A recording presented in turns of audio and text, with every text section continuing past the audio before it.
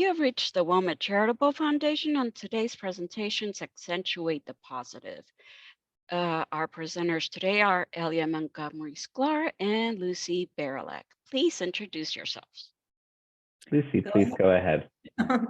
Okay, so I'm not used to doing this, but I'm Lucy Barylak. I have a master's degree in social work from the School of McGill University in Montreal. I've been involved in the healthcare system and worked with for the last 35 years. First as a frontline social worker and a manager. I'm a researcher. I've done lots of research. Most of my research is around caregiving, developing programs for caregivers, and I was instrumental in developing the Caregivers Support Center. There's more to say, but it's too long, so I'll pass it on to Dr. Sklar. Thank you. This is actually 15 years this year that Lucy and I have been working together and working on programs to support caregivers. It's also 15 years since I received my doctorate in public health. I'm currently an associate professor of health science at Nova Southeastern University in Florida, and publish and present quite a bit on issues related to caregiving and ways that we can better support our aging population. So I want to welcome everyone and thank you so much for joining us today. We're really excited. This is a new program for us and an exciting program that we think is a bit unique. We thought it was a great way to begin the year. Often our focus is really to support caregivers by acknowledging the challenges that are inherent with the role of a caregiver. And in no way are we discounting any of that in this program, but sometimes it can be hard to see a light at the end of the tunnel, or it can be just hard to get through a day. So as caregivers and healthcare workers, we can often get caught up in focusing on things that are negative or difficult, and that's just human nature. Just as it is the progression of illness and decline. For example, it's hard to feel positive when you see your care recipient declining. So today we're going to talk about all of the wonderful lights along the tunnel, not just the one at the end. And caregiving really is a journey. And so thinking of it as a tunnel, I think, is a good analogy. It's an emotional journey, and often because of the close relationships that we have with our care recipients. Also, many elements of caregiving are beyond our control, and that is just something that is hard for people at the best of times to cope with. I think that one of the most difficult parts is that when a caregiver sees their care recipient's health decline, again, like I said, which is the nature of many progressive illnesses, we feel like that is really out of our control and that there's nothing that we can do. The pandemic really brought a lot of these issues to light because more people became caregivers without expecting or planning for it. And I hope that that experience serves as a catalyst for change so that we can better recognize the role of caregivers, the stresses upon them, and also to empower them with policies, I think, that are supportive of the critical role that they serve. There's been a lot of research on caregiving, which is focused on reducing a caregiver's burden, but much less attention paid to promoting the positive aspects of caregiving. And really, that's our purpose of our program, to accentuate the positive, and there are a lot of them. 5 years ago, just ahead of the pandemic, a study was published in the International Journal of Nursing Studies. And there's a link to the article actually right there on your slide, and we will be providing a copy of our presentation as always. And this study was looking at the positive aspects of caregiving for those experiencing dementia. The research looked at the findings of almost 4,000 articles on caregiving. It's what's called a meta-analysis. It's a large analysis that looks at all of the studies that came before it. And what they found was that of those 4,000 articles on caregiving, only 40 of them related to positive aspects of caregiving. So that's 1%. No study since that time, since this one from 2018, has examined this theme. What was the really significant or important findings of the study was that there are positives in 4 areas. A sense of personal accomplishment and gratification was one of them. Feelings of mutuality in a dyadic relationship. So that's a mouthful. What does that mean? So it means that it's a symbiotic relationship. You're giving and you're receiving. You're getting something from the relationship, just as is that other person, which is very important for all healthy relationships. There has to be an equal balance, an equal exchange. And that was a very interesting finding, because even if someone was declining, people still got something from the experience of providing care and spending time with that person. There was also an increase in family cohesion and functionality, which I think is very important, because we know that family is often very important. And oftentimes, a lot of caregivers will assume that responsibility or role because of a sense of family and responsibility to that person. The last area was a sense of personal growth and purpose in life. And I think this one probably echoes well with many of our healthcare workers who might be participating or listening into this recording at a later time, because many of us go into the helping field because of that very reason, that it helps us feel a sense of purpose in our lives. The study showed the importance of having personal and social affirmation of a person's caregiving role, which means that praise and recognition of one's role and responsibilities is really important in helping caregivers see the positives. And this is important. This is why it's, I think, also so important that we consider that healthcare workers also need to have their role validated, just as they need to validate the experience of caregivers. And we certainly do our utmost to support one another throughout this experience. So it's important to verbalize those things. So with that said, I want to ask you all a question. Here we are at the beginning of 2023. Do you feel like providing care is valued in our society today? We would welcome you to unmute or enter comments in the chat.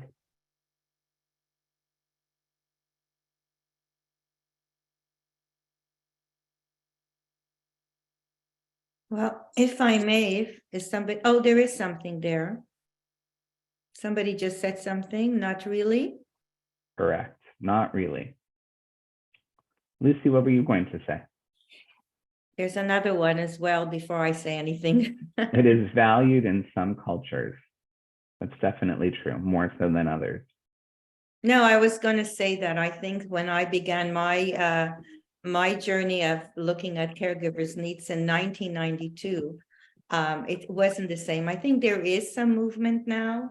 I think most people recognize what the word caregivers, family caregivers means, or caregivers who are more in the healthcare system, but there's still a lot of work to be done.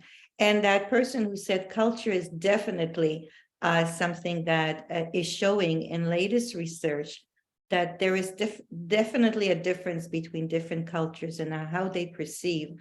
For some cultures, it's just a given. You do it. It's my mother-in-law, or it's my mother. There's no ifs or buts about it.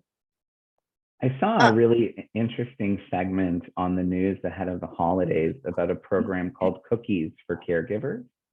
And it was started by a group of people who wanted to pay it forward to caregivers and acknowledge their role and their responsibility.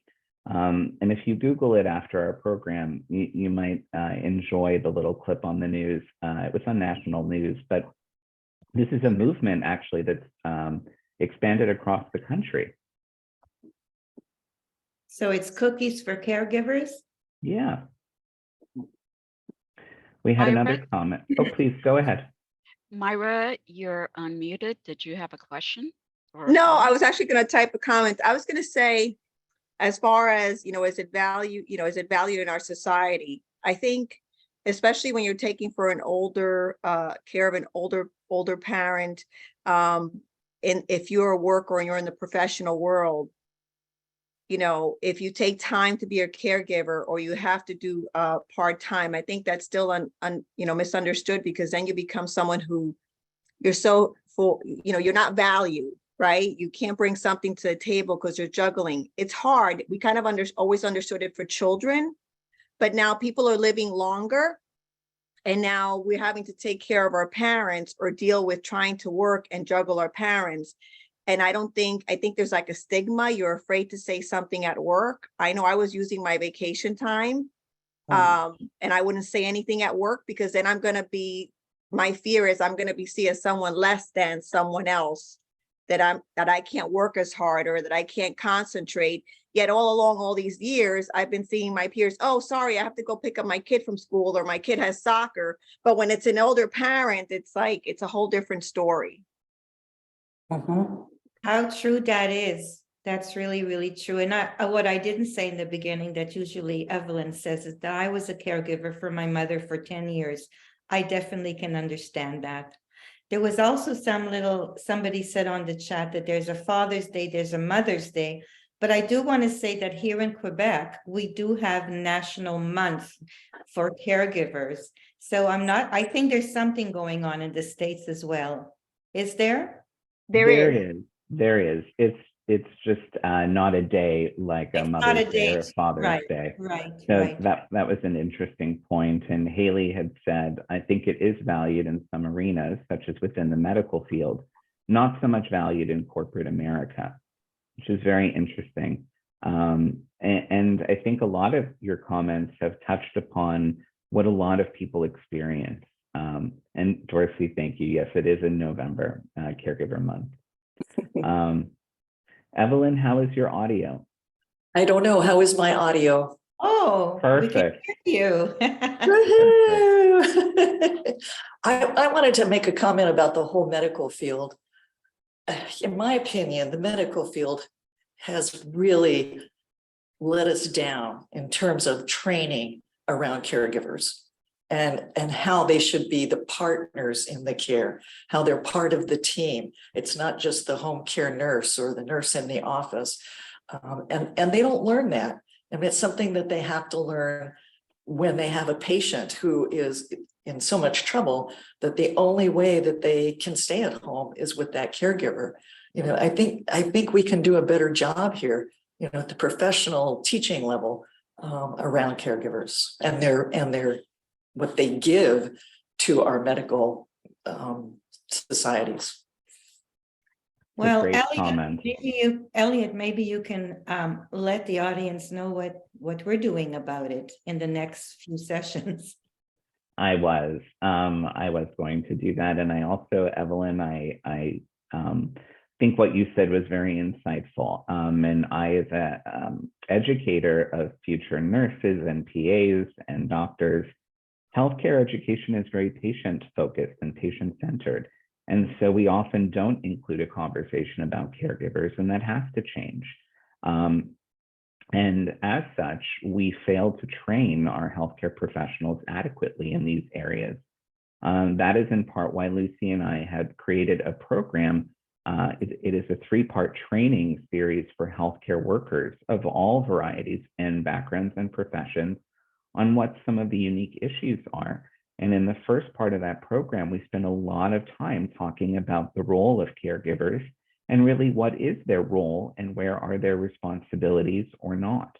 And that's always a very interesting discussion, because if you think about it, many health care workers expect that a caregiver will be able to perform medical care tasks.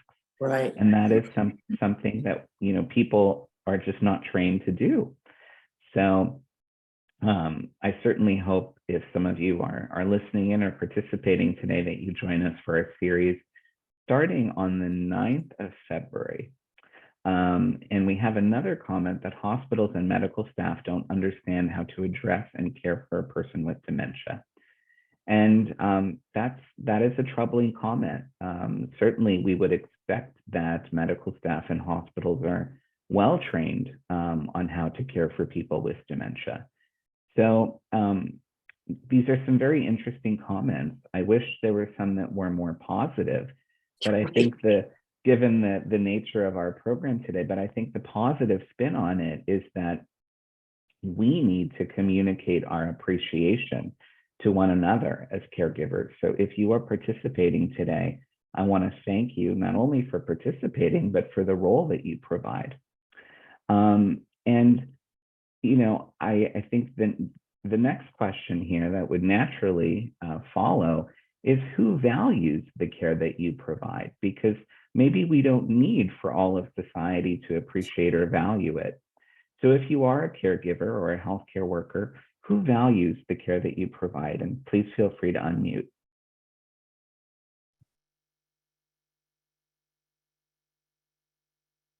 Let's see, Myra, are you unmuted again? Would you like to talk to us? Oh, I was doing a comment. I wanted to give a positive. A positive has been, unfortunately, it was because of COVID, what's actually happening right now. You know, I'm in New Jersey, and now the world has opened to give us caregivers so much help in so many ways, because they're done via Zoom, right? Or an other recording, but mostly Zoom, and they're available for replay. You know, when I started my journey, there was no such thing.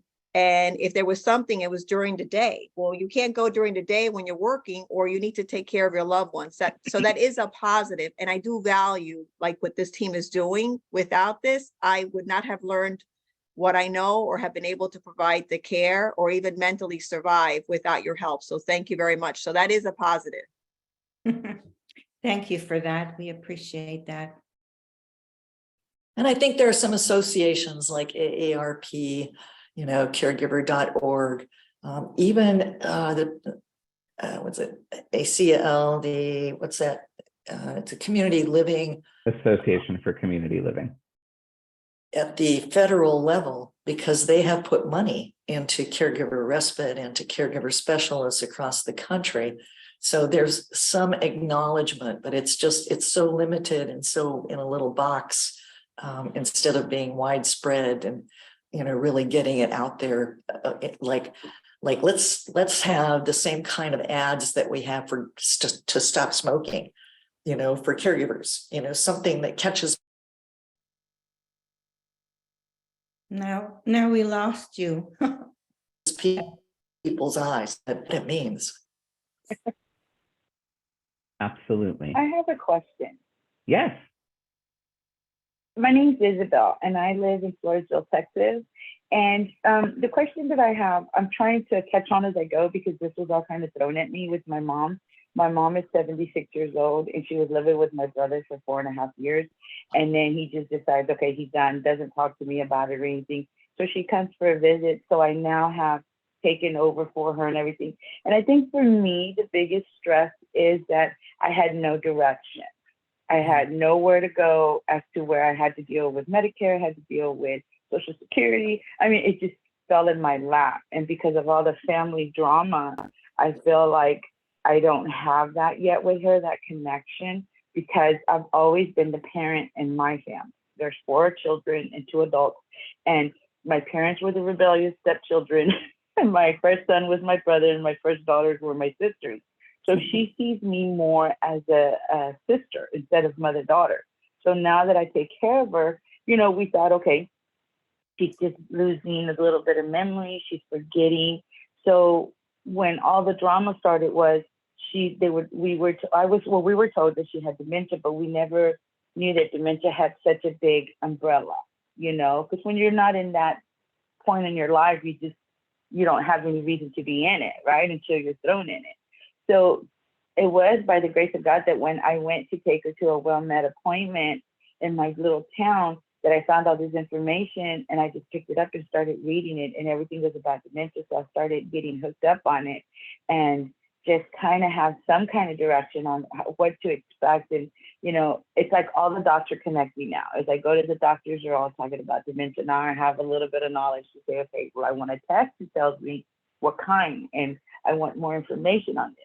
And Miss Gloria from the person the social worker that has connected with me is still going through the process. And I think for me was that it was also about me. Where was I at? I was working one day, and the next day I literally had to quit and was thrown into something. I'm a nanny at heart. I've taken care of kids for 32 years. I'm only 55.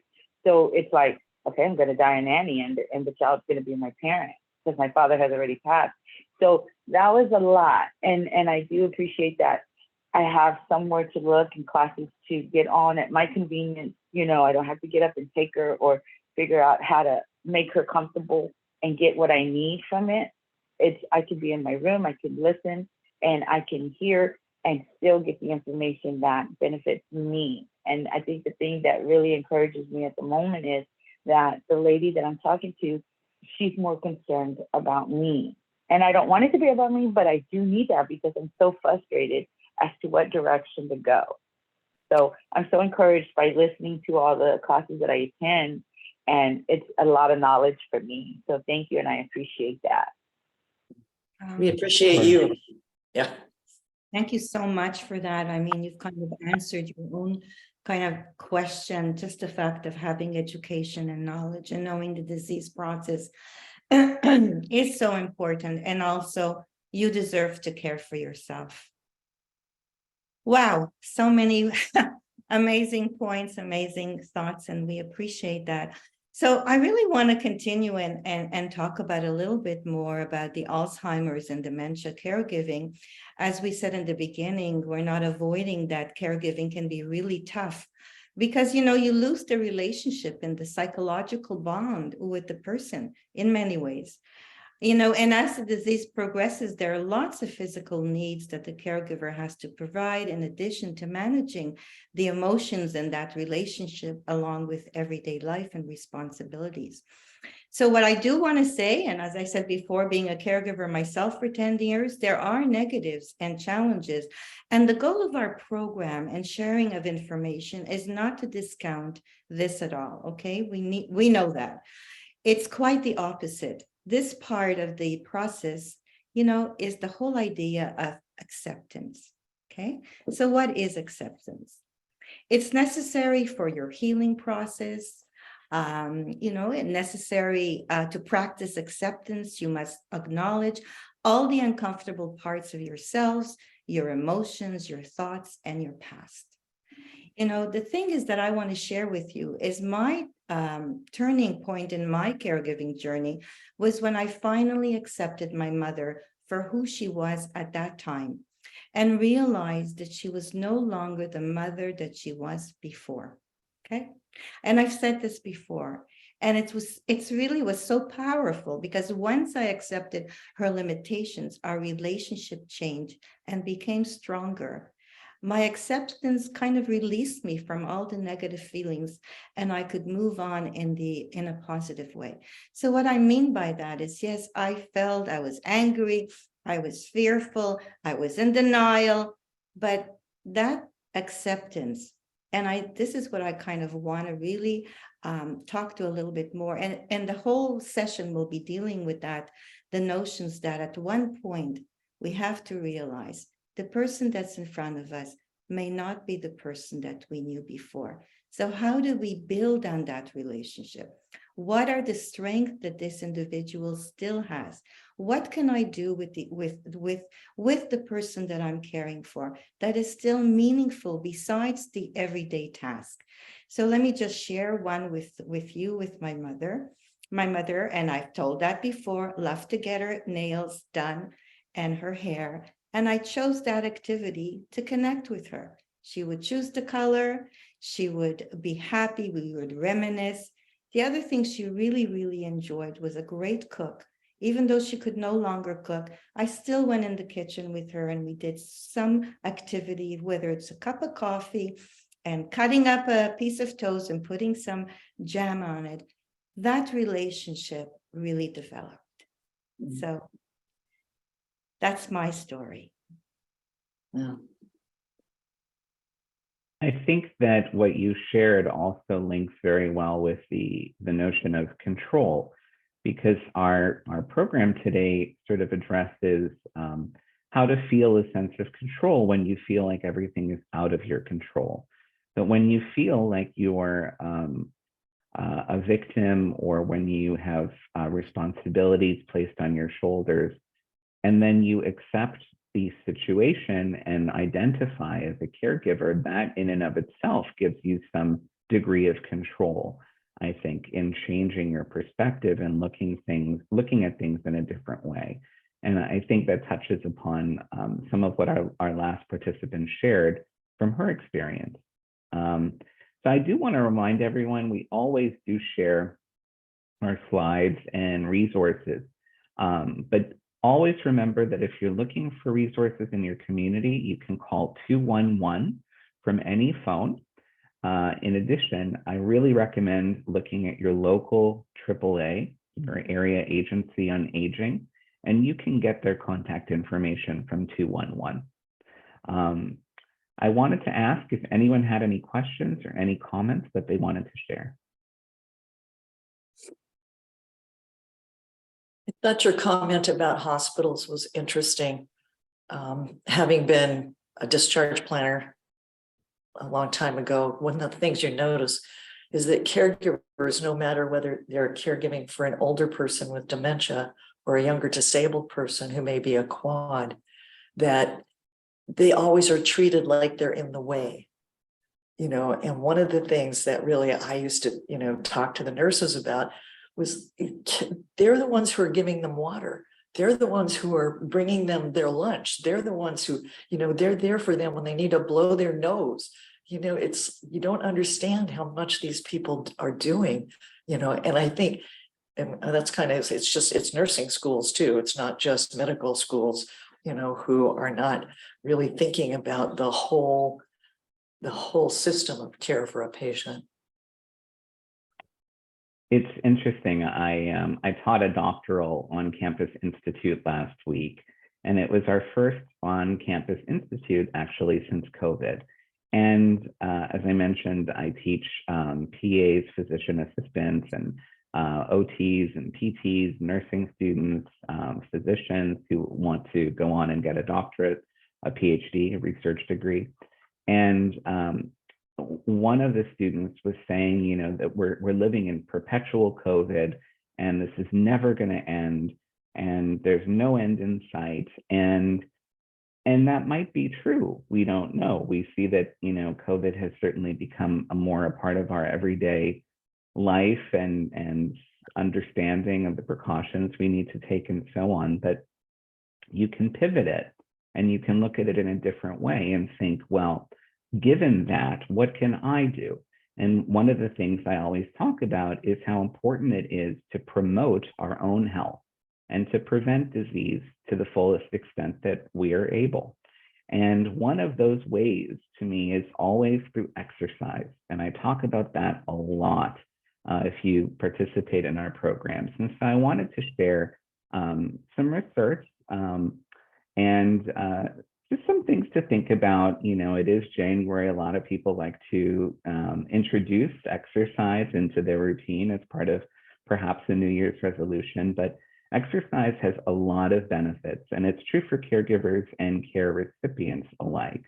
And I think that it's so important that when we're healthier, we're able to feel better about ourselves, and that helps us draw upon our inner reserves and strengths, which is certainly important when we're caring for others.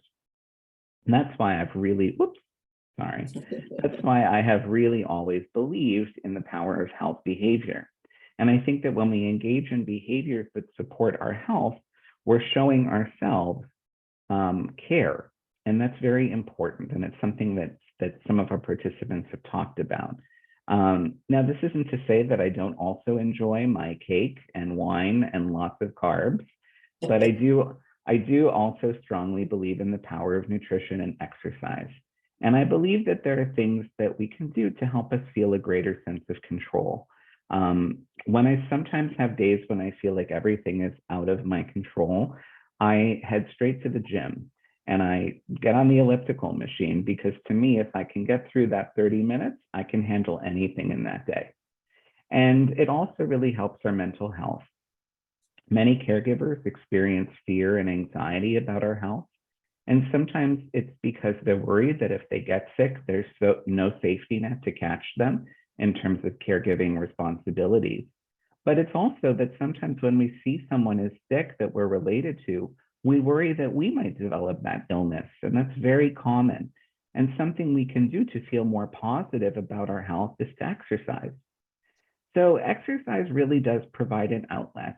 And I think, it's important to recognize that there's no magic cure for the demands of caregiving, but there is perhaps some relief through relaxation and exercise.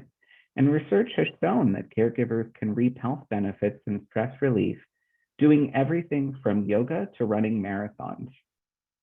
For caregivers who are struggling to find some simple ways to fit exercise into their routine, I have some suggestions. Yoga and meditation, stretching and strengthening muscles while calming your breath is good for everyone. And it's especially good for those providing care to another person. There was a study, UCLA did a study of Alzheimer's caregivers and found that meditative yoga that was practiced regularly for 8 weeks showed improvements of depressive symptoms in 65% of study participants. That's actually better than a lot of medications on the market. Yoga and meditation instruction are also available online, and it's easier than ever to take a virtual class from home. And on my next slide, I'll show you a link that you can access. But walking is another wonderful physical activity that requires no equipment or extreme exertion, and it has significant health impacts. A study actually just came out this past week about the importance of just walking 10 minutes. And 10 minutes is a great place to start. You can increase as you need, but if you walk outdoors, there's a lot of research that shows that connection with nature helps us relax, lowers our blood pressure, can raise good cholesterol. Regular walking can also reduce body fat and gives your mind really a chance to relax. In one of our programs last year, I think we talked about wandering, and not the kind of wandering of Alzheimer's patients, but just wandering, walking around aimlessly, and how that actually has a very significant benefit for our mental health. The other thing that I found very interesting in the research was that some caregivers really found stress relief in participating in exercise classes. So this was something that they looked forward to with the coordination of respite care, and it was something that they considered to be a break. So that might be something that you want to consider if you have that ability too. And that can be, taking a swimming class or going to do aerobics or stretching at a community center. If you have never heard of Silver Sneakers, it is a national program to promote physical activity among seniors. And there are partnered with gyms across the country. There are actually more Silver Sneaker partner locations in the United States than there are Starbucks. And people don't know that. And that is a true statistic. So there are so many options. One of them can be simply doing things at home and doing things that you can do even in a chair and with your care recipient, because they will benefit from exercise too. I have found that everyone is different, and we all need to find things that work for us. I have found that doing things online, like stretching videos at home with the person for whom you're providing care, is great because you can engage them in the activity as well. For example, tossing a balloon from person to person. It's very good for coordination and balance and for keeping attention. So if your care recipient can do that, that can be very beneficial. All people benefit from activity, and we need to remember that when it comes to our care recipients. So we have a link here on this slide, which you will get a copy of. I'm not going to jump to it, but it is from the National Institute on Aging, and they have a number of different exercise videos on YouTube. They actually have a YouTube channel just dedicated to their exercise videos. And this is a hyperlink that will be included in our handout, so you can just click on it. But chair exercises like the ones pictured here are very helpful. And if you are participating right now and sitting in a chair, I want you to try something with me if you feel up to it. You can lift your feet up off of the floor just an inch or two. And if you want to stop right there, you can just hold that for about 15 to 30 seconds. And you should start to feel that in your thighs and your buttocks. If you don't have any hip issues and you want to add a bit more challenge, you can try to move your feet together. Now have your heels touch and move your toes in the opposite direction. So kind of like that.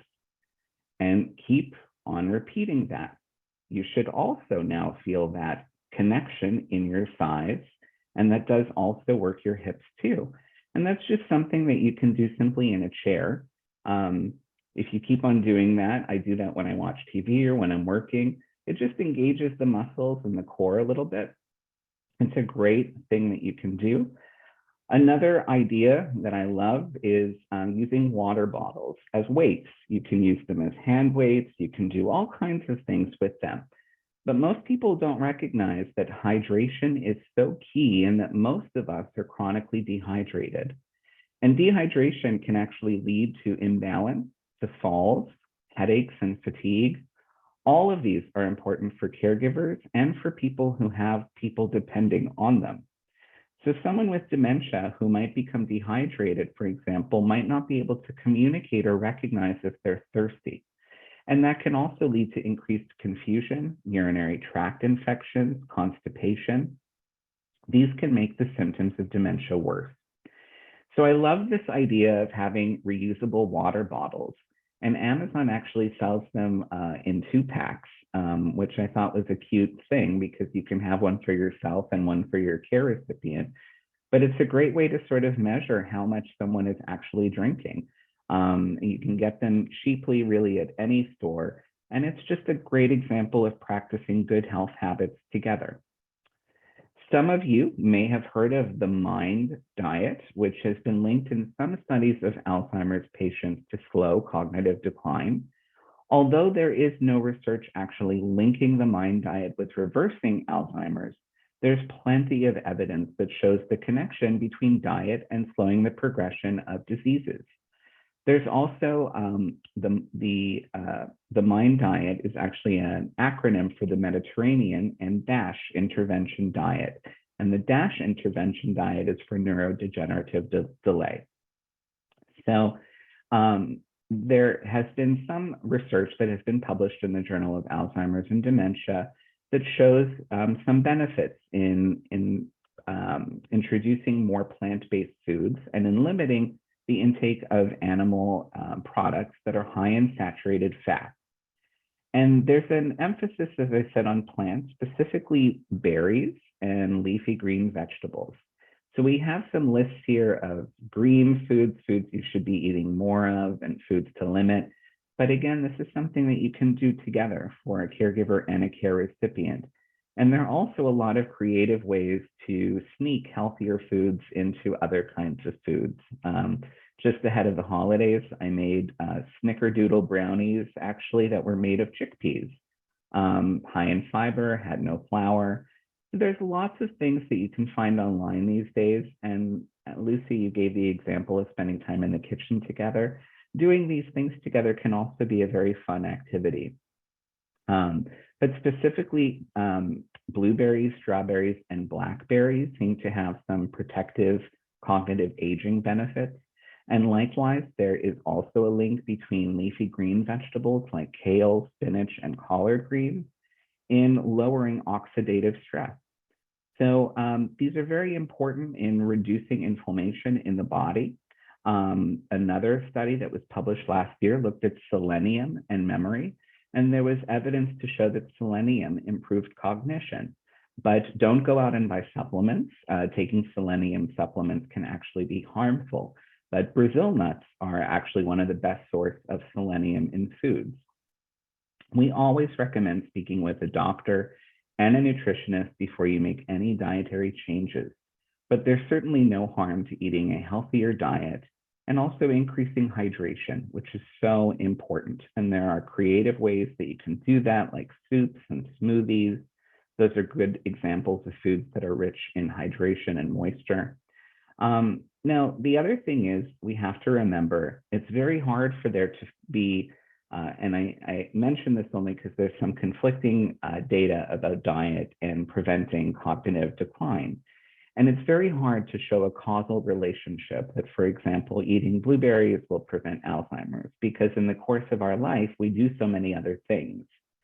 So there are issues like genetics and our environments at play. But again, we know that there are other health benefits of eating these things, and that's why I bring it in. There's an international study, actually, and you may have heard of it, I've mentioned it before, called the Blue Zones. And these zones include a handful of places across the world where people live the longest and are in the best overall health. And the only such blue zone here in the United States is in Loma Linda, California. And back in 2008, Loma Linda University Medical Center data showed that less than 5% of their older patients had dementia. And this is something that is still being studied today, because when the researchers went to adjacent communities, they saw marked increases in rates of dementia and stroke. Now, it's important to note that people living in Loma Linda typically have very different lifestyles than the average American.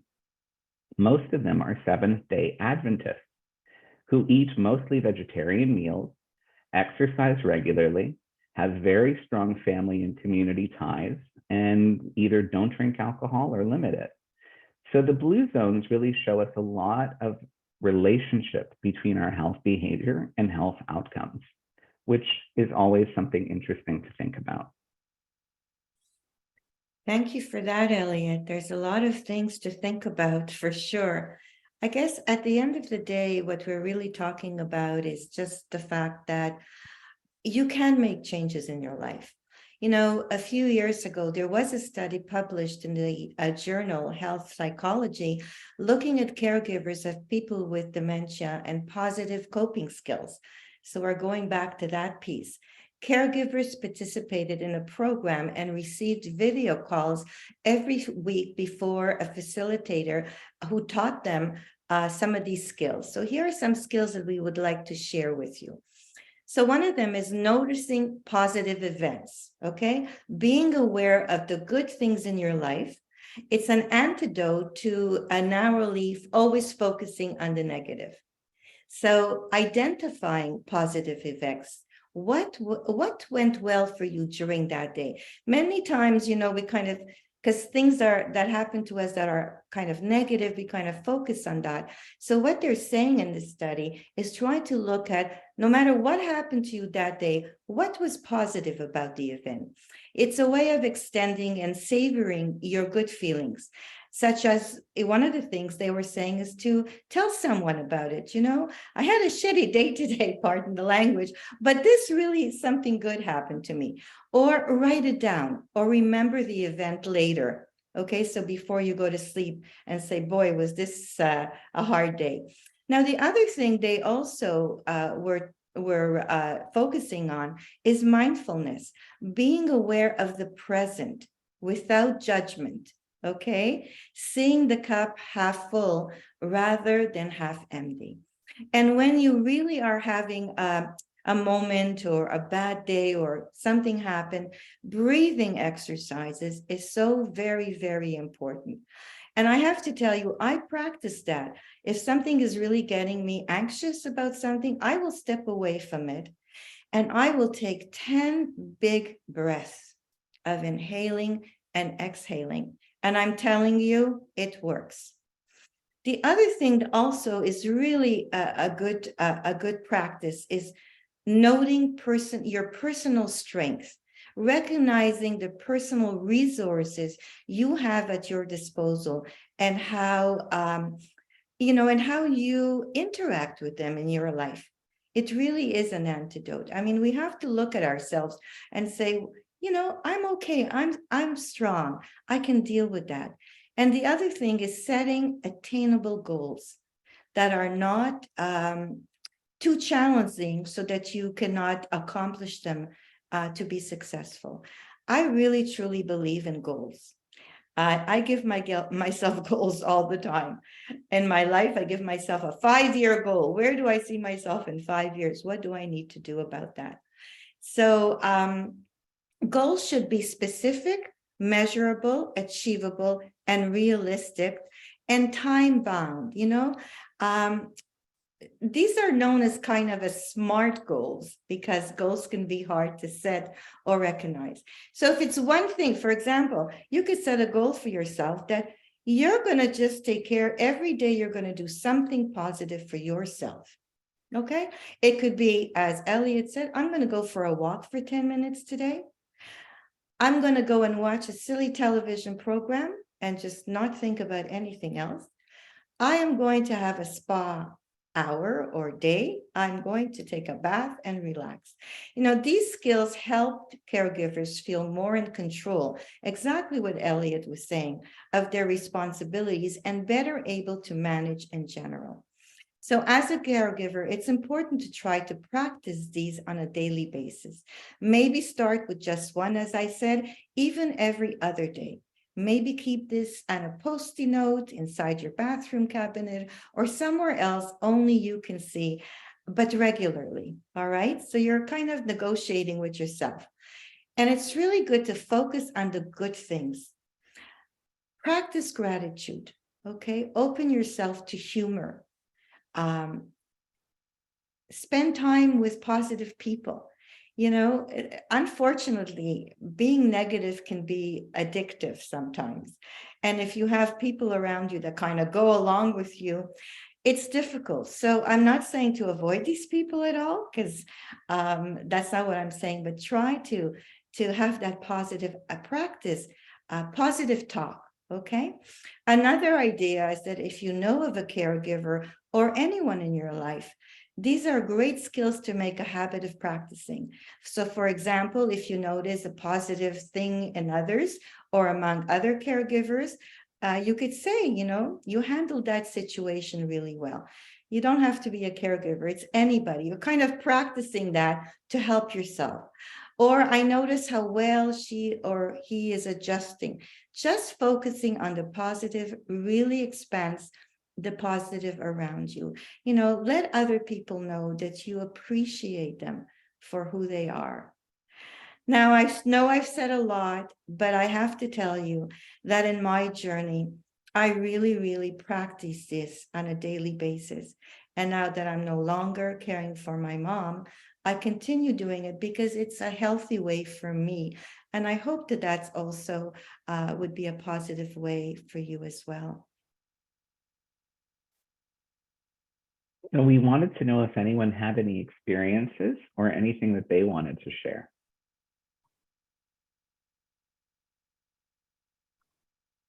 You can unmute.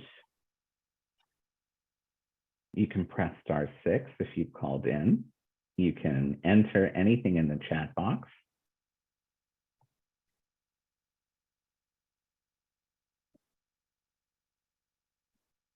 One of the things that's happened to me as I've aged is that I can laugh at myself all the time. I miss the trash can, I laugh. I try to empty the trash can into a bag and it goes outside the bag and I laugh. It's a lovely trait. Evelyn, Absolutely. I love that. I love that, Evelyn. No, that is so, so important to be able, we've done sessions where we talk about what laughter does to you, the hormones that it releases to make you feel so much better. Thanks, Evelyn, for that. Absolutely. We did get a comment in the chat. I have been listening to motivational speakers and spiritual leaders on YouTube. I like that. Yeah.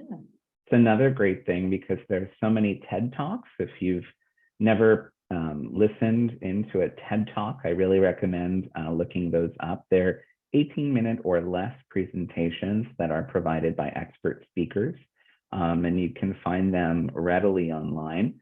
I used to teach homeless healthcare, and there is an incredible TED Talk by a physician assistant in Los Angeles named Brett Feldman. And he works very closely with Dr. Jim Withers, who was just profiled in the New York Times. But I think that there's something very humbling to learn about these physicians who go out into the streets and provide healthcare. And it certainly provides a lot of good perspective. We're very fortunate in many ways, and some of us don't always see that.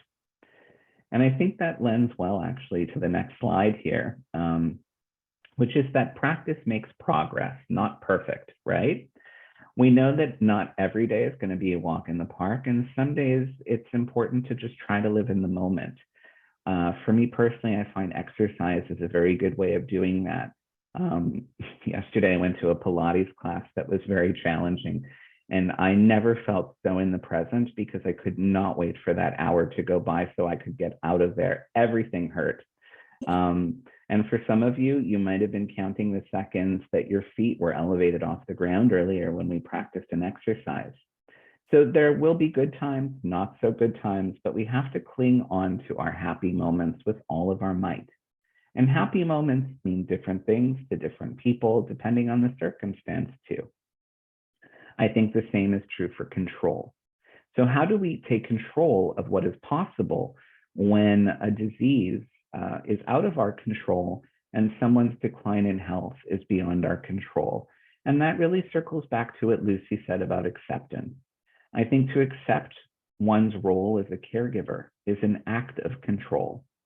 Rather than feeling like this is a burden, it is a choice of assuming the role of caregiver, which gives us some control over how the person we're caring for is treated, what kind of care they receive, what their quality of life looks like, and what their future life might look like. That's profound. When people have short-term memory loss, their lives are made up of moments. We're not necessarily able to create perfectly wonderful days for people, but we can create moments. We've talked a lot about those moments during our program today. And those are the moments that put a twinkle in someone's eyes. Now, 5 minutes later, they may not remember what happened, but they certainly will remember that feeling. And the same is true for us. So I encourage you again that practice makes progress, not perfect. And I would encourage everyone to write down one happy moment that resonated with you, with your care recipient today or routinely during the week. Put little Post-it notes or little scraps of paper in a drawer somewhere. And at the end of that week or that month, take a look and see what the sum of those experiences looks like. It can be very reinforcing.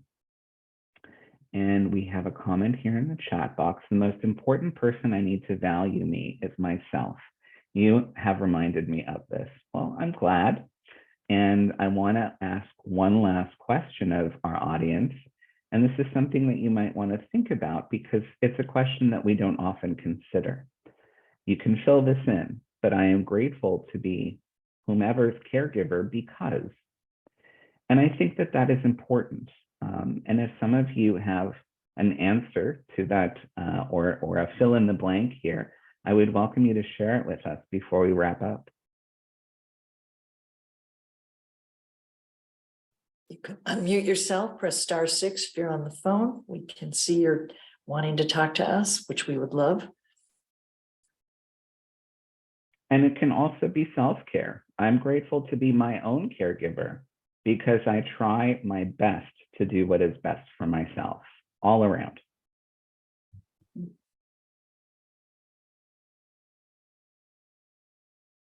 It's a heavy question. And again, we'll be providing everyone with a copy of our slides for today.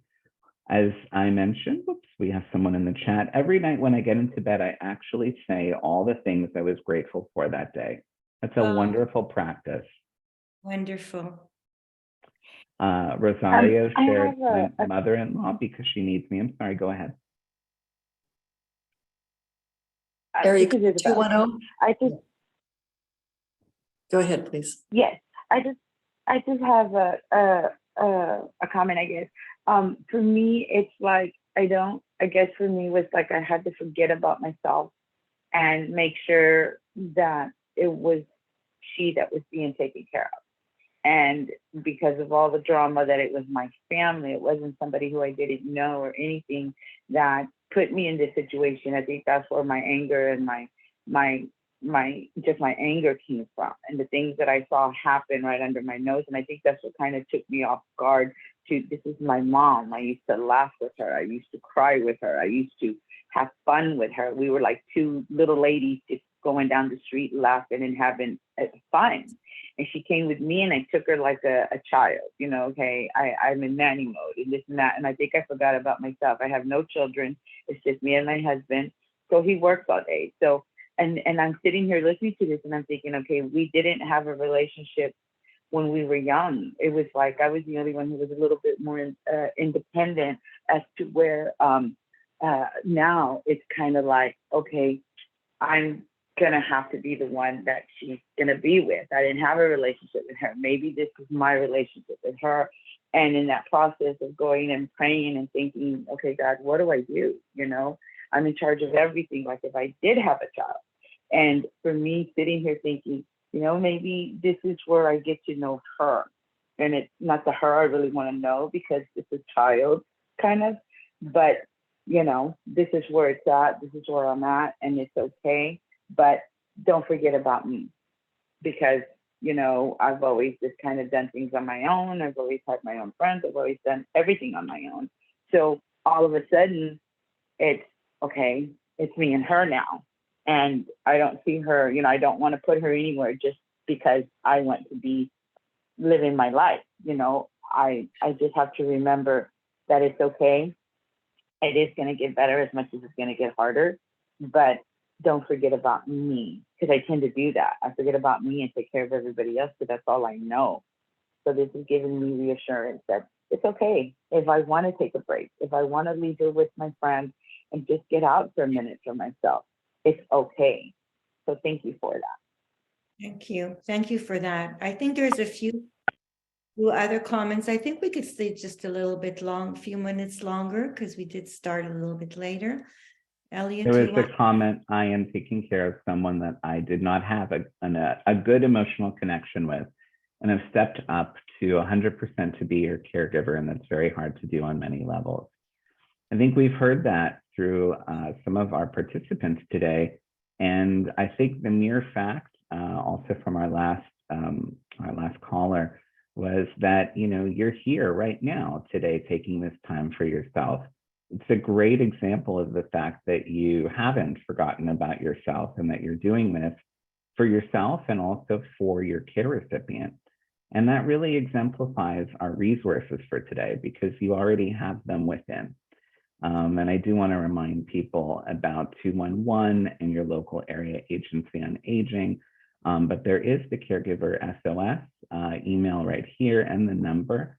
And Lucy, certainly we can stay and answer any last questions or comments as well. Yeah, I just wanted to say one thing, and it's a question. What should we do when we don't feel like being positive, when we're just not in the mood? Okay. What I want to say very quickly, it's okay. We're human. We all have bad days. First, acknowledge your feelings and try to understand where your feelings are coming from. So it's okay to just do that. But once you acknowledge it, then move on and look at all the little tools that are there available for you to kind of get on and be a little bit more positive. I see someone said, thank you for your session. Thank you very much. All right. So is there anything else before? Yes, I have some housekeeping. Yes, I was just going to say before we move over to Evelyn. Anybody? Okay. I think most of you know that if you're not registered, that you won't be able to get those resources that Elliot talked about and the slides. So please, if you're not registered, call our customer service representative, Minerva the Wonderful. And the number for her is 866-390-6491, and get yourself registered, because then you'll not only get those resources, but you will also get the monthly calendar, which lets you know all of the things that you might want to listen to and weigh in on.